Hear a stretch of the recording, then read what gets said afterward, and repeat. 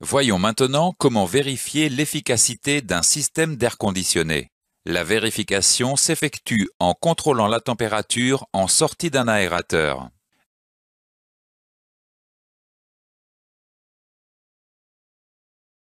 Lorsqu'un manque d'efficacité de l'air conditionné est diagnostiqué, il faut vérifier l'état du filtre présent dans l'habitacle. Le premier type est le filtre à particules.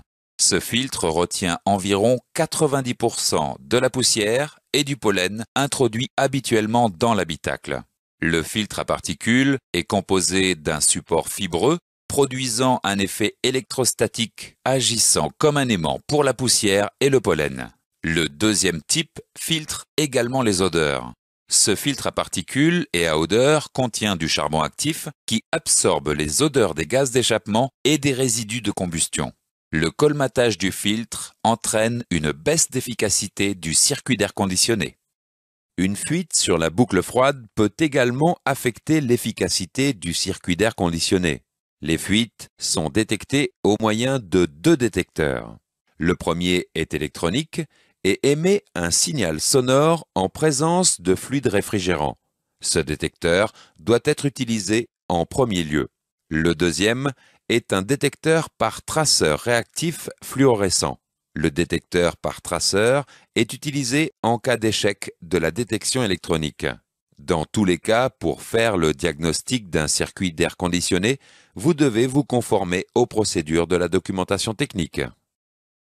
Voyons maintenant le rôle et l'utilisation de la station de charge. La station de charge permet d'effectuer l'entretien interne de la boucle froide de façon automatique ou manuelle.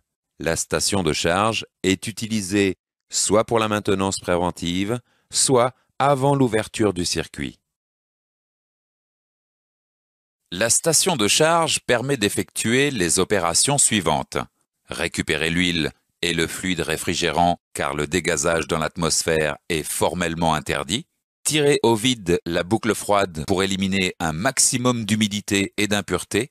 Contrôler l'étanchéité et préparer la charge. Charger le circuit d'huile et de fluide réfrigérant.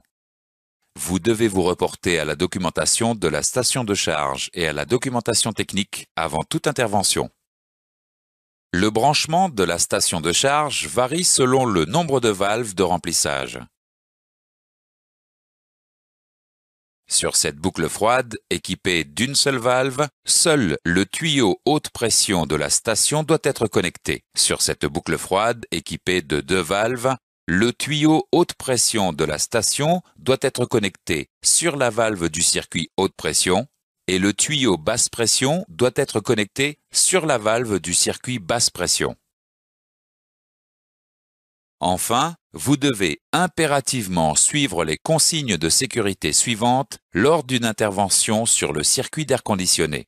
Porter des gants de protection, porter des lunettes de protection, être dans un local aéré, ne pas souder ou chauffer à plus de 100 degrés Celsius, ne pas fumer, ne pas laisser le circuit à l'air libre sous peine de devoir remplacer le réservoir déshydratant. Vous devez vous reporter à la documentation technique avant toute intervention.